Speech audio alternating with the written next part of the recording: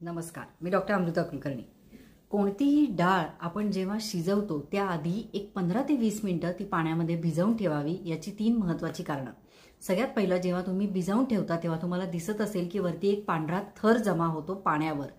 ते काय असतं तर ते फायटिक ॲसिड असतं, म्हणजे टॅनिन किंवा फायटिक ॲसिड सारखी अँटी न्यूट्रिएंट जी आपल्या शरीराला हानिकारक असतात ती या पाण्यामधून बाहेर निघून जातात भिजवल्यानंतर। दुसरं, ती डाळ पचायला हलकी होते, कारण युजुअली कोणत्याही डाळीमध्ये प्रोटीन असल्यामुळे ती थोडी पचायला जड असते आणि म्हणूनच तूर डाळ, मूग डाळ, कोणतीही डाळ, मसूर डाळ असेल तर ती जेव्हा तुम्ही भिजवतो आपण तेव्हा ती पचायला हलकी होते। आणि तिसरं, डाळ भिजवल्यामुळे पटकन शिजते आणि वेळेची आणि गॅसची दोन्ही बचत व्हायला मदत होते।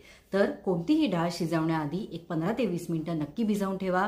ते वरती पांढरं आलेलं पाणी टाकून द्या आणि परत नवीन पाणी घेऊन ती शिजवा। धन्यवाद।